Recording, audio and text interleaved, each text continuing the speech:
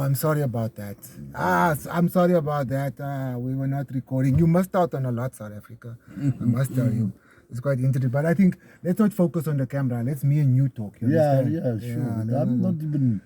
Yeah, so yeah, I think, sorry man about that. I did not record what we were saying, but we were talking about the fact that you came from Sophia Town, and because of the Group Areas Act, your family was moved to Fietas. Yeah. Sophia Town then became known as Triumph in Afrikaans. In English, it means triumph. Which says a lot about the Buddha of the day. You know, they were basically saying we triumphed over all of these darkies. You know, that's why we got this place and we chased them away. Disbanded. Yeah, we got them chased away. So yeah, let's pick up. So you were a Piccaninny, a preteen when you moved to Fietas, and what was the area like? You talking of Sophia Town or Fietas? Fietas now. You moved to Fietas now. Fietas was a wonderful place. You know, when you talk of like Cape Town, the famous steps, what's it, 16 steps or whatever in District 6, Fietas was known as also such. What is that? What is 16 steps? I don't know that. It's well, if we mention those in the old school days, that will tell you now are in District 6. Oh, okay. I must do my research on that 16-step story. Yes, and what was it? It was we had advantage over. We had actually a soccer grounds. Unfortunately, it had no turf. It was a sand and stone ground. Oh no! Yes, I know about those ones. That was the famous Fietas ground. It's a soccer field with no grass. No grass, yeah. It was then known as, who was in charge was the Southern Transvaal Football Union. Okay. Which were then the biggest union in, I think, South Africa. A sports union, a soccer union. Soccer union, yes. Okay. Soccer body. Oh, okay. And mind you, if you know the late Abdul Bamji, he came from there too. So Abdul Bamji is from Fietas at the time. Yeah, he was administrator. But he lived in Fietas, or he came from somewhere else. No, Fietas, I think. If I can recall. Yeah, I think. But he pulled out those days, especially when he went to the leagues, you know, and he upgraded himself, man. So he came, that's how Abdul Bamji started. He started in Fietas, organizing the Transvaal Football Union. Yes. Oh, okay, yeah. Abdul Bamji There was like over 350 teams in that league. And they were all from that area, from Fietas? No. Came scattered all over. We had teams even from Klerksdorp. Oh, okay. We had teams from Nigel too. Oh. We had teams all over the country that wanted, was eager and hungry to play football. Oh, okay. They were affiliated to the league. And they were from all races. All races, teams. All. We accepted everyone. Oh, so they are part of the soccer. regime. It didn't work in football. Oh, okay. All right. In fact, we uphold that policy of FIFA. At that time, you were more progressive than FIFA. That's what you No. FIFA, the rules apply. There's no creed or color or whatever. Oh, okay. Yeah, politics cannot get involved in soccer. In sports. In soccer, in their soccer, yeah. So, in fact, we even had some burkies from Fietas that we got duck scoping egg balls, you know. Yeah. They decided to see now what was a ground ball about, man. Yeah. We had a couple of burkies. So effectively what you were saying, the burkies that could not play rugby took up soccer. Yeah, but it was just like you said, a handful, Yeah. You must knock there,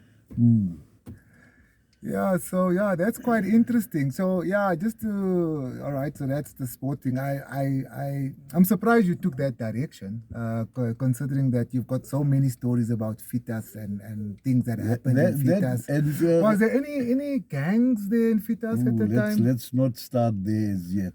Okay. We had two bug houses, mean two movie houses. Oh, okay. One was known as the Taj Bioscope. One was known as the Star Bioscope. Taj was on 17th Street. Star was on 20th Street. And now on a Saturday night, Star owner arranged with that time Patco bus All right, yeah. to go pick up people from Rivoli to come watch movies. You know, transport was bad in the evening. Yeah. So that's how they used to get to come see a movie in, we didn't say with a suburb, obviously, Yeah. but I mean to come out of one ghetto to a bit of a okay ghetto. Yeah, I to can see see a that. movie, Yeah, I can see that happening. I think Rivoli is about 5 kilometers from here, 5 to 7. Yeah, but they had no movie house. Yeah. I can see that happening. Yeah, so obviously the mecca for movies was Sportsburg, which was just down the road Yeah. through the famous subway, we used to call it. Yeah. I don't know what subway you're talking about. Subway, it's linked from Fietas to Fordsburg. Was it an underground tunnel or something? No, not like a that? tunnel, a tarred road. Oh, okay. In fact, the railway tracks ran on top, so it was pretty deep, you know, underneath to get there. Oh, so it was like a long tunnel, basically. Not a tunnel, a long. There was an overhang. Railway line was an overhang, but it was like for instance, how can I explain this now? Like the double decker section, you know, the double decker section here in Johannesburg. Yeah, when you go to Sandton on the M1, then yeah, that would have been. So that's the tunnel you're referring to. Yeah. So, in fact, yeah, that was the nightlife was also out in Portsburg. They had nightclubs. Oh, okay. But so it wasn't predominantly Muslim at that time. No, not at all. No. Like it became eventually. Eventually, yeah, because that's as time came, the plaza the plaza was built because of 14th Street shopkeepers. The Group Areas Act came. Right. And they said, no, this is ghetto and that's it. It's a slum now. It's downtown Johannesburg. It was downtown Johannesburg. Right downtown, yeah. And so there was a lot of economic activity with people having stalls on the side of the road. And then the city decided to build the plaza for the shopkeepers. Stores were every corner. You would get a cafe, a little dairy, so forth. But 14th Street was the mecca. And they were Indian shopkeepers at the all time. Indian shopkeepers. Oh, yeah. okay, all right. You would you had a gentleman by the name of Teng Bulbulya. He decided to do. He was the first Indian guy to start auctioning clothes. Oh. And whatever there was. Auctioning clothes? Yeah, like. So people would bid on garments? Garments, yeah. 50 cents, 1 rand, yeah. So it wasn't a price. That's actually a brilliant idea if you think about it. Yeah, and maybe say, I got 10 shirts here, make an offer. Oh, it was like that. You would say, okay, you know what, I can offer 2 rand. So he was like a wholesaler, well, a wholesaler and a retailer at the same time. Yeah, but you can buy in bulk or you can buy one. Yeah, but you tell him. Yeah, you give him an offer. You made an offer. Yeah, he was an auctioneer. Yeah, you made an offer. And there had to be little cafes on every street. And some streets had shops also in the middle of Fietas. Right. And they were generally owned then by the very old Chinese people. Okay, the Chinese were here also. Also, Fietas was very cosmopolitan, very cosmo. So we had old Malawis that had did tailoring. Malawi people were here that time already. That time already, yes. With the Afrikaners in charge. Yeah, but how they came in, how no one knows much of the history way back then. You wouldn't even know. Because, I mean, the border was policed like hell back in the apartheid days. Yeah. Those Caspers used to patrol up and down. Not like today when anybody can just walk across the border. God, that time, you must know, was before the Valiants, which the cops had those. The police cars. Yeah, they had Barracudas and Ford Zephyrs. American cars. No, they were built, I would say, I'm not sure if the Ford Zephyrs or what were built locally. But I mean, the they were Barracudas, big Fords, Valiants, all of them were American cars. There was another one make of a car, I forgot its name, because it was way back then. And then, obviously, there was only a white bus service available. For the whites. For whites only. No buses for the blacks. If you wanted to go to town, either you would go to Brampton station, take a train, to town. Otherwise, you take a walk, which we found most enjoyable. Very safe. I think you In wanna. fact, we used to, Friday nights or Saturday nights, we all as a family group of friends, we would go into town to do window shopping. At night time. Nighttime, yes. And it was safe back then. Very safe. There was no one. No pass. They didn't ask for pass. No, we were Indians. And even if you were colored, you were free. Oh, we were not. Oh, the colors and we were Indians not bound to. were not treated as badly as black people. Like, what are you doing here? No, that's what Gandhi you come sorted from? for us then out. Oh, okay. In 1910. Gandhi spoke to the Afrikaners to relax harsh treatment against Indian people. No, the Indians were brought in for the sugarcane. Yeah, no, sure. But I mean, what you were saying now that. They also had to Gandhi- carry pass. Yeah, okay. And when Gandhi came and when after he got thrown off the train, then he started tackling the Indian issue. With the apartheid authorities. Yes. Okay. That was the first prime minister. Foster. No. Foster was the apartheid prime minister. Smarts, or was it time of Smarts on them?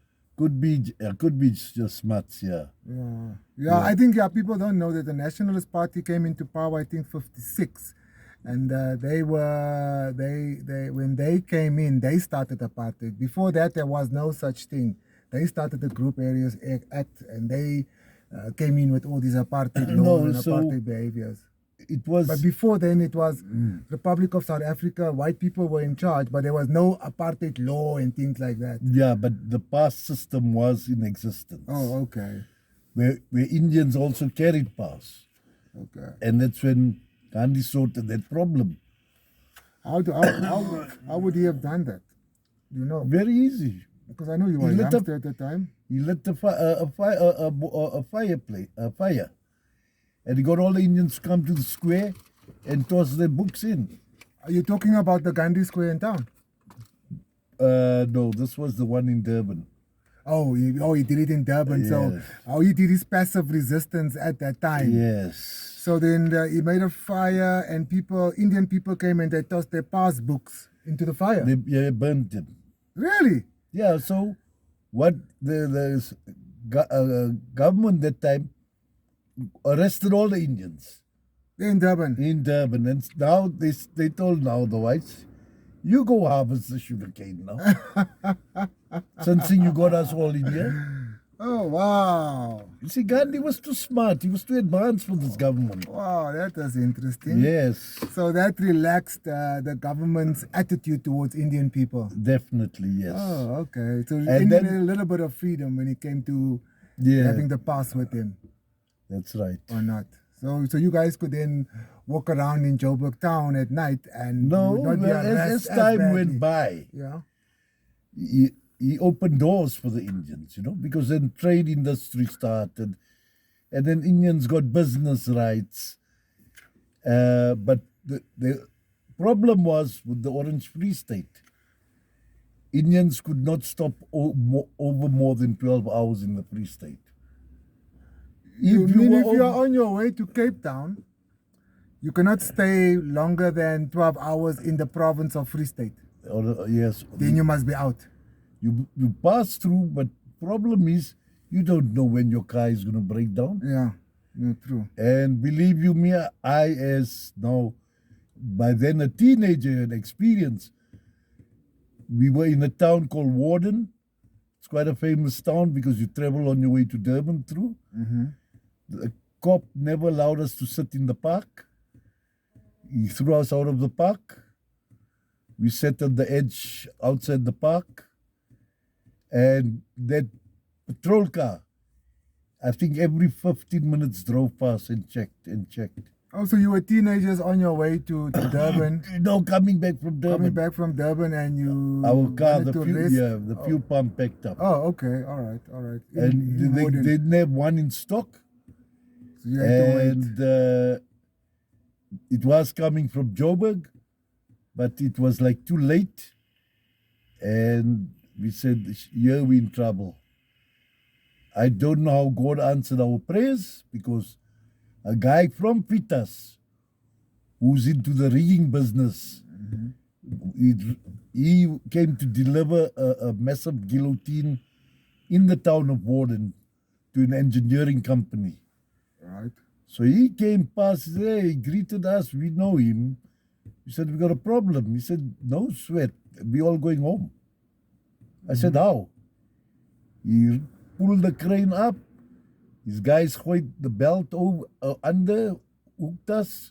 The car? The guy, The old car? the old guy put the car on. It was like a flatbed. Yeah, it's a complete flatbed. Yeah. Clamped it down, whatever. We all jumped in the front, in the cab. On your way. On our way, and we were out of Warden. Hallelujah. So you were facing at night white vigilantes coming to attack you guys, or definitely, otherwise otherwise arrested. getting arrested. Yeah, So those were the options open to you, that was it. and you were sweating. You had to be, man. You don't know life like that. Yeah, true. That wasn't humane for anybody, man. Yeah, I think for us that grew up, I'm still young, so I grew up in the 80s when I was under 10. So I did not experience that harshness of apartheid, because when I became an adult, apartheid was over. Okay, now you must remember in 1910, the government law stated whites gets all these jobs. Firstly, in all government departments, were policemen, postal workers, railway workers. First preference is them. Yeah, in 1910. So whites were totally in power. I don't think you would even get your black guy working in the company, or lady, the domestic. And I felt sorry for towns outside, not far from Joburg, like Western area and so forth. At times when I used to work in the mine, at 7 o'clock you're passing the town, you'll hear the siren going off. What does the siren indicate? The siren indicates all blacks must be indoors. Yes. They can't be at the shops, can't be at the doctor. You can't be in the street. Can't be in the street. 7 p.m. at night. At night, finished. That's the cutoff. Time. Wow, yeah. wow. Then the patrol vehicles will pull out. Wow. And look now, if they spot. They will look for non-whites. Yeah. Wow. Yeah. And I suppose, a lot of people were killed, and people would never know. Get dumped, and people don't know what happened to their relatives back in the day. Back in the day, no, you'll never brutal, know. Man. It was brutal, man. That was a proper police state, eh? It was a proper police. So 7 now p.m. you was must know curfew. with this Dr. Wouter Besson, what an episode he did. That's a proper... That was the doctor who created Mandrax. Oh yeah, I think I read about that. That's yes. right. And experimented on colored people, on prisoners, on general prisoners. prisoners. Oh, he gave the drugs to them, and then they would See smoke reaction and whatever, yeah. Yeah, because I think South Africa is the only place in the world where they smoke mandrakes the way they smoke them. Yes, the biggest demand in the world at the moment is South Africa. I think nowhere else do they smoke mandrakes the way they smoke it. not That's interesting. in the world all over. It's just heroin or cocaine. Yeah, but let's get back to Fietas, man. So yeah, so you were telling me that you guys could walk around in town if you wanted to, because I mean, Fietas and Fordsburg and Mayfair is less than 2 kilometers from Johannesburg city center, so it wasn't so bad. So I would want to know maybe the people were friendly. Everyone knew each other. Everyone knew each other. The village, especially the gangsters. Oh, there were gangsters. Plenty gangsters, but they knew you from Fietas, you weren't a target. You were okay. You carry on. They would get like generally it was the colored guys that were the gangsters. Oh, okay. And if you came now from Noordgesig or Ribbley or Westbury, and you tried your tricks in Fietas, I feel very sorry for you. But guys from these other communities would come to Fietas because of the nightclubs and no, we didn't have nightclubs. Look, there was the taverns, the bioscopes we had, and oh yes, we had a very well noted it was called the Springbok Hall. It was a tin shack hall, dance hall. How big was it? It was a fair size hall. Like the houses? The property, say about 3 properties, yeah.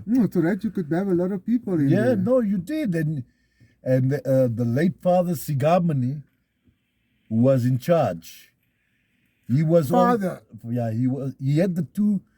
Was he a preacher? Yes, he had the 2 churches at the soccer grounds. So the Springbok Hall, he was a Catholic preacher. Yes, Catholic, Roman Catholic. Yeah, so he was in charge of the hall, and it was a meeting spot, entertainment social place, where people can come and dance, and they had dancing competitions. Do they sell alcohol? Fietas always had... It was Skelmpies done. Skelmply, it was done, yeah. Oh, it wasn't like at the Springbok, it's a tavern, you can drink. It was a community hall, like, for instance. Like I said, it was a tin shack hall, No bricks. No mortar. Yeah. It was a zinc hall. A warehouse type of idea. So people can come and socialize there, and guys will bring their own drink, or someone will sell drink from the back from behind there's always a plan. There was always a plan done, but the father didn't sanction that. Mind you, there were stop dancers that came out of there. How do you mean? In dancing, they have represented quite a few times South Africa in competitions and so forth. I couldn't hide looking at your phone now when you're looking at you. There's someone say there's SA Kakprat. Yeah. SA Kakprat. SA Kakprat. Yeah. It's my family that created this group. Yeah. You see, we got a local group. We've got a group that's to do with our overseas connections. Yeah. And then if you got time for Kak te Prat and Stier Kak, and you go to that section. That group is named South African Kak Prat. SA Kak Prat, South African Kak. Oh, okay. All right, yeah, sorry to break your word. So we were still talking about this. So that was a very well-known dance hall in the, I would say, 40s or 50s. Yeah, 50s, 60s, yeah. And unfortunately, it was burned down. I have no idea By what accident. was the reason. Oh. Could be, Yeah. because we all did our own makeshift electrical wiring Yeah. type of a thing. Oh, even the Buddha did not like Like seeing it, white, yeah. non-whites congregate together or enjoying and believe you me, you wore your tuxedo, you know, you looked at your nines, you looked at your best. Oh, eh? you were dressed up to go Yeah, to because you're going for ballroom now. langarm dance. Yeah, Langaram, that was the Langarm order. dance. Okay. Oh, so there were gangsters that would come, that would be from Fietas and gangs from outside. So, but there was not a lot of gang violence per se there, you know. No, there was. There at was. night, yeah. At night? Yeah. Oh, okay. So if you're not from the area at night, your life was in danger, basically. Definitely. And the weapons of choice? Weapons was mainly the famous 3-star okapi Yeah. and whatever homemade machetes or you know, whatever looked and could be implemented, you know. Yeah, I remember living in old Eldos when I was growing up, you know. You would have the different gangs in Eldos battling against each other, and you'll have the okapis and the butterfly, what do you call it? Tomahawks, butterfly. Yeah, butterfly like, tomahawk. Like the way the one that the Vikings used to use. Yes, you would have pangas and things like that. That's right, yeah. And guys were very brave back then, you know. But Fietas guys were very brave, very true. They would board the bus, couple of brothers and friends. They would go into Westbury, go chop some guys up there, board the bus and come back. Yeah, that was brutal. And I mean, I think guys were. I would be scared shitless. I won't face someone with a tomahawk in his hands. Yeah, and that was the old Westbury, you know. Yeah. Not this new Westbury now. Yeah. No, that time you had hell of a man. Besides, you had then you had the Spaldings that time. Can you remember maybe the gang names that was here in Fietas back in the day? Hey, Fietas was just. No, I wouldn't hold it against you if you can't remember. No, I'll tell you now.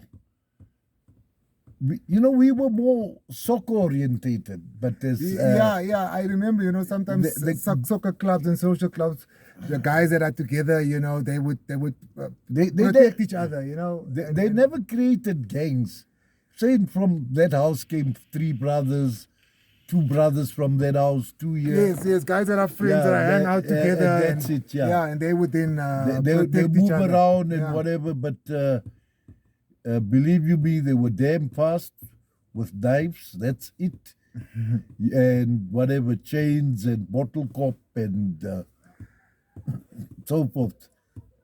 Yeah, they never ever took nonsense. Yeah, it's quite interesting, really, because I've always heard about this Fietas. My grandmother also lived in Fietas, and my great grandmother.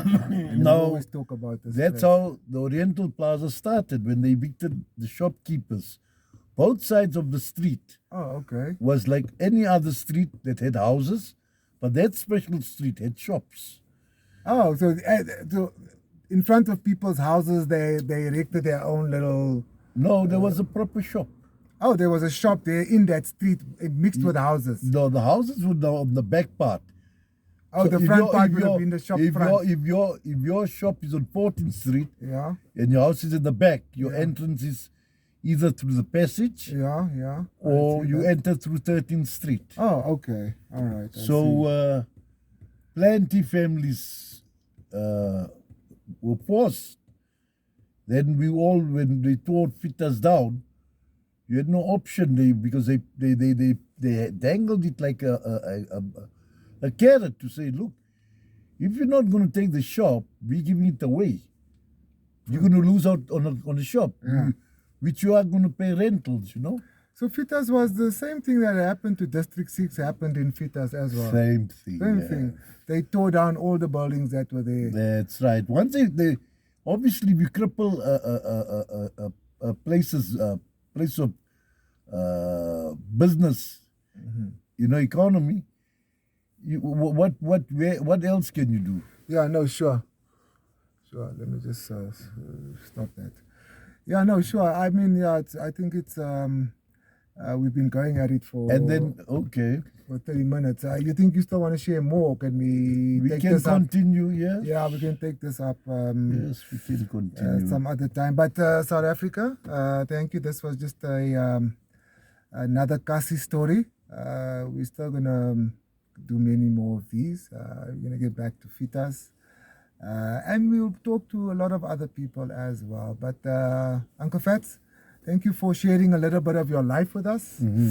I